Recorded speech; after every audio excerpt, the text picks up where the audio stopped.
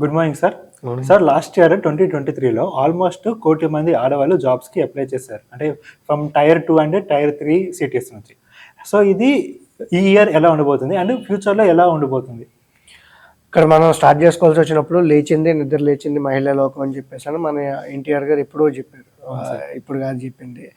అప్పటి నుంచి ఇప్పటి వరకు చూసుకుంటే సిగ్నిఫికెంట్ గ్రోత్ అనేటువంటిది రావడం జరిగింది. అండ్ దట్టు మనం ఎంప్లాయిడ్ క్లాస్ కింద కావచ్చు, సెల్ఫ్ బిజినెసెస్ కింద కావచ్చు, వీటిల్లో కూడా వాళ్ళ తాలూకా గ్రోత్ అనేటువంటి సిగ్నిఫికెంట్గా కనబడింది.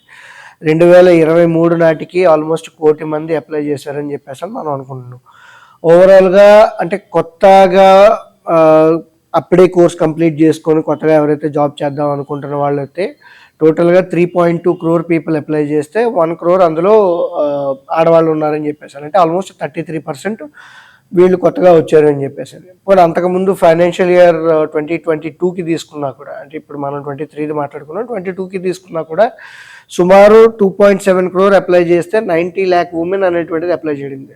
అంటే ఆల్మోస్ట్ అక్కడ కూడా 1/3 ఆఫ్ ది ఫీమేల్ పార్టిసిపేషన్ అనేటువంటిది క్లియర్ కట్గా కనబడుతుంది. అందులో 80% ఆఫ్ ది జాబ్స్కి, అంటే ఆఫీస్ బేస్డ్ జాబ్స్కి ఏవైతే ఉంటాయో వాటికి అప్లై చేయడం జరిగింది.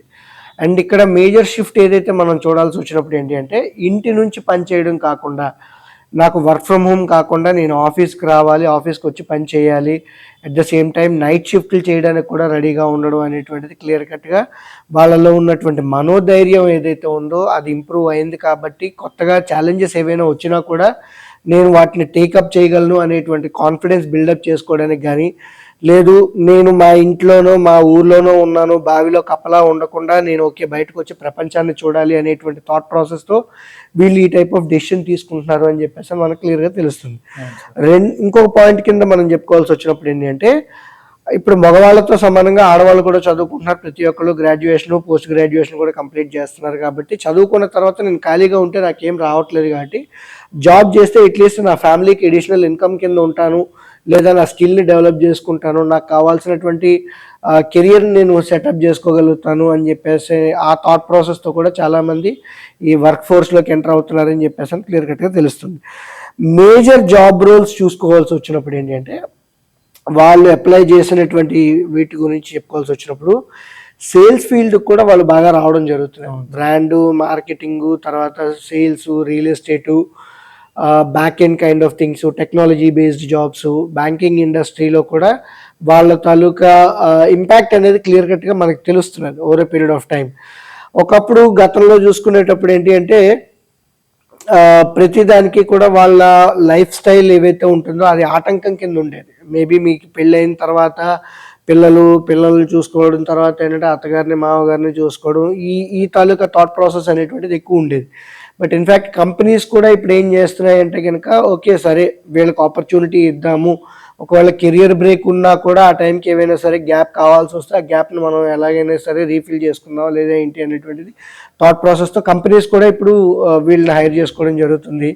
అండ్ రీసెంట్గా టాటాస్ ఏంటి అంటే రీఇగ్నైట్ అని చెప్పేసి ఒక కాన్సెప్ట్ ఏంటి అంటే, ఆల్రెడీ అంతకుముందు జాబ్ చేసి పెళ్ళి అండ్ పిల్లల వల్ల గ్యాప్ తీసుకున్నటువంటి కెరియర్లో గ్యాప్ వచ్చిన వాళ్ళకి జాబ్ ఆపర్చునిటీస్ అనేటువంటిది ఇవ్వడం కోసం అని చెప్పి రీఇగ్నైట్ అని చెప్పేసి టాటాస్ వాళ్ళు ఇచ్చినటువంటి ఆ ప్రోగ్రామ్ ఏదైతే ఉందో, సో ఇలాంటివన్నీ కూడా చూసుకునేటప్పుడు ఏంటంటే ఉమెన్ ఎంపవర్మెంట్, ఉమెన్ ఫిన్పవర్మెంట్ మనం ఏవైతే మాట్లాడుతూ ఉంటామో almost 50% of the work force వాళ్ళతోనే నిండిపోయేటువంటి అవకాశం ఉంది. ఈ నెంబర్ ఇంకా ఎక్కువ పెరగాలి అని చెప్పేసి మనం చెప్పుకుంటున్నాం. ఎందుకంటే $4 trillion ఎకానమీ నుంచి $10 trillion ఎకానమీ కింద మారాల్సి వచ్చినప్పుడు, లేదా యూరోపియన్ కంట్రీస్ లాగా, సింగపూర్ లాగా, లేకపోతే జపాన్ లాగా, యుఎస్ లాగా వాటితో కంపీట్ అవ్వాలి, కంపేర్ చేసుకోవాలి అనుకునేటప్పుడు అక్కడ ఆడవాళ్ళు ఏం పెద్దగా తీసిపోయింది. మన వాళ్ళు ఇంకా ఇప్పుడు బయటకు వస్తున్నారు కాబట్టి ఆ లెవెల్కి వెళ్ళాలి అనేటప్పుడు సిగ్నిఫికెంట్ చేంజెస్ ఇంకా రాబోయే రోజుల్లో వస్తాయని చెప్పేసి మనం చెప్పుకోవచ్చు. Okay sir.